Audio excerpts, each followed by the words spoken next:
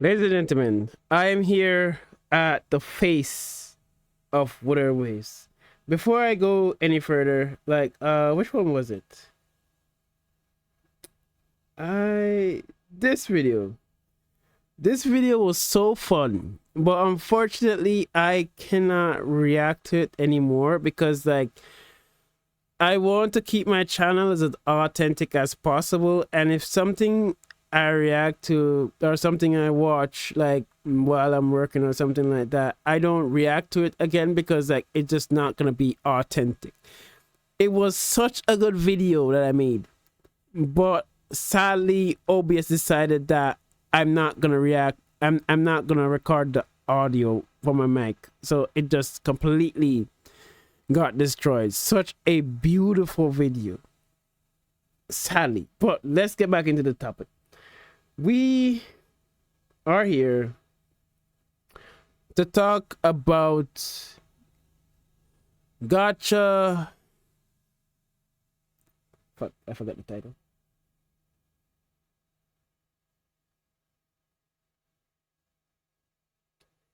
Yeah, gacha jump ship syndrome. What is this disease I am talking about? Well, let's get into it. Gacha jump ship syndrome is a rare disease, not a rare disease, a disease only accumulated by content creators after a new gacha game has run to about 3.0 is when you start seeing signs of gacha. I can't remember the title, man. Jump ship syndrome. And what is this disease, you may ask? Well, this disease is after a certain time has elapsed, these gacha content creators will find some excuse to jump ship. And what will they jump ship to? They will jump ship to the newest game. We have seen evidence of this in the past from Honkai Star Rail. Now, when Honkai Star Rail, when Genshin Impact just came out, everybody was riding Genshin Impact to no end. And after a while, people started to complain. And you know what happened? There was this game that they can jump ship to, which was Honkai Star Rail. Yes, yes, it is a Hoyo game, but they did jump ship anyways. And to be fair, Honkai Star Rail did compete with Genshin Impact neck and neck, and even surpass Genshin Impact multiple times, which is insane. I played Honkai Star Rail just to test it out. I am not a turn-based player. I don't like turn-based games apart from Pokemon. And I still play the game to this day, which is insane. Like, I was not anticipating to be playing a turn-based game for so long. But as we said, yeah, we are on Honkai Star Rail. We're glazing it. We're using it as a tool to fight Genshin, Big Bad Genshin. And Honkai Star Rail, to its credit, is the reason why so much quality of life happened in Genshin Impact, and I'm absolutely happy for that. Fast forward to 3.0. Global passive.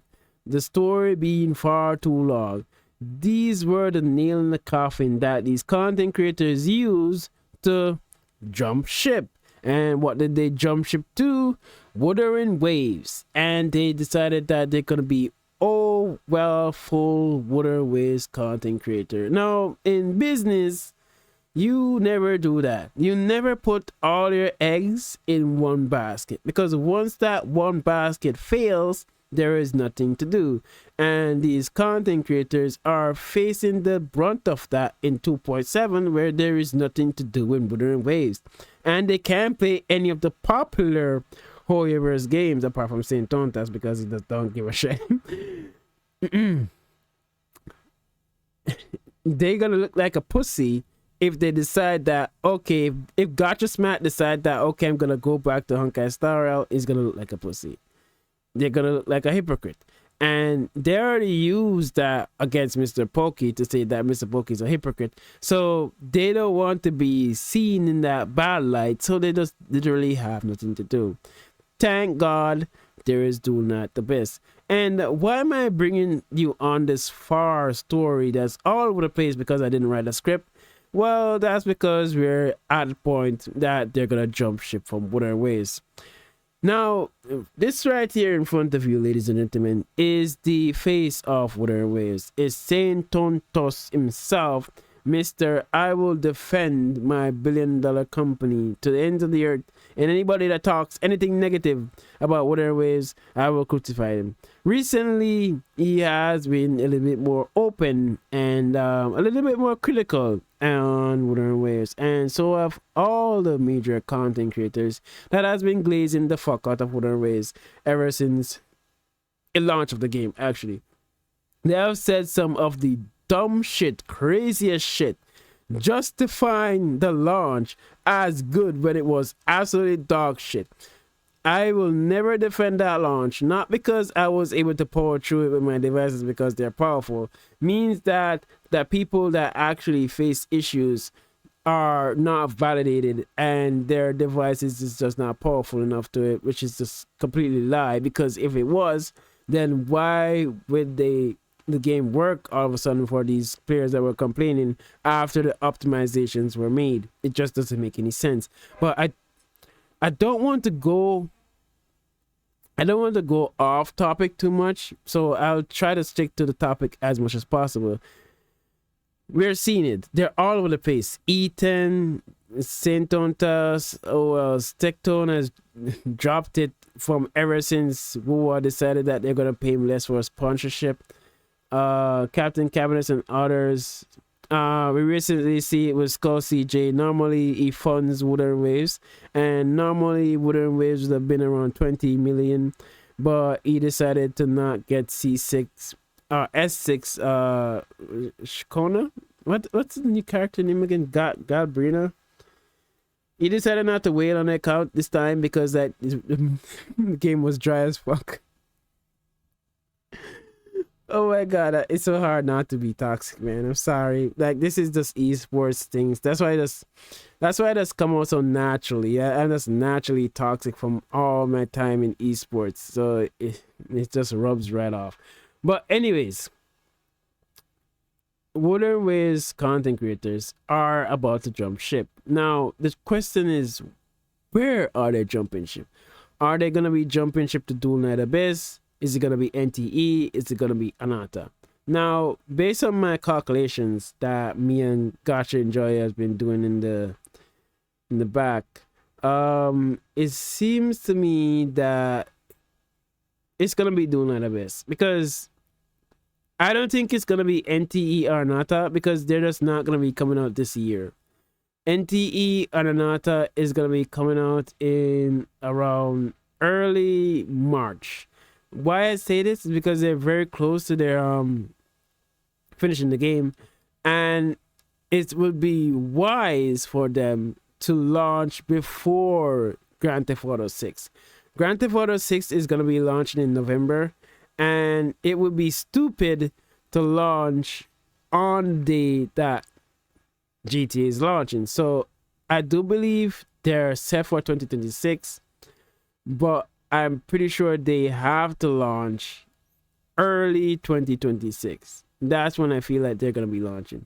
So I don't think it's going to be NTE or Anata. I think they're going to be transitioning to Dual Knight Abyss.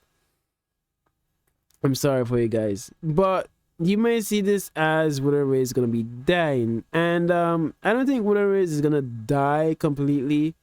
But I just think that the game will benefit from these toxic content creators moving on from the space.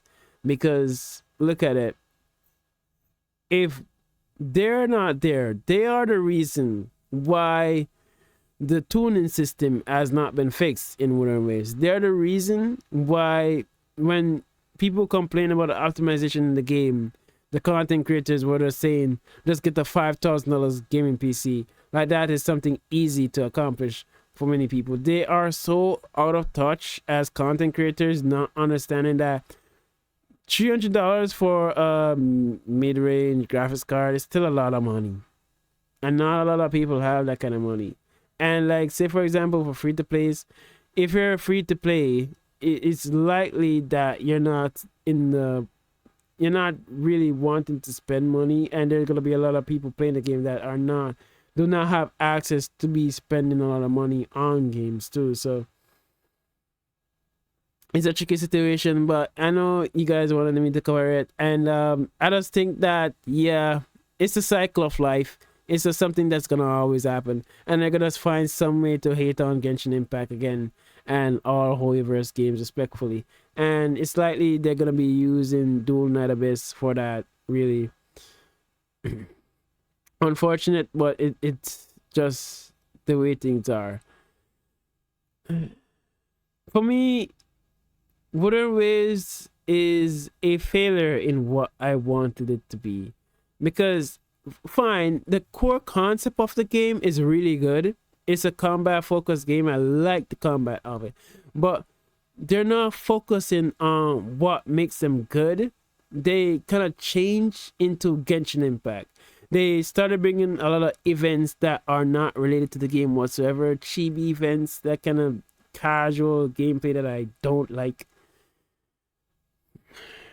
They stopped the combat events almost completely.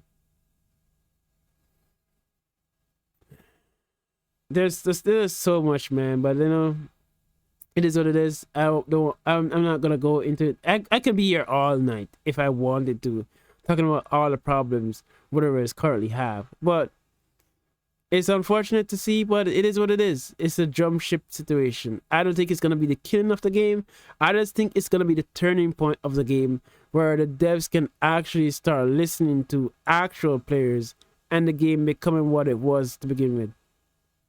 Many people don't know that Wuthering Waves is a combat game. People are saying that Wuthering Waves is a story game, which makes no sense, and it's basically a tell sign that you're a fucking tourist to Wuthering Waves, or you're not a day one player, because you will not. I don't want to get triggered by this. I really don't. It is what it is. It is what it is. Anyways, thank you guys for watching. I hope you enjoy, like and subscribe, and we'll see you guys next time.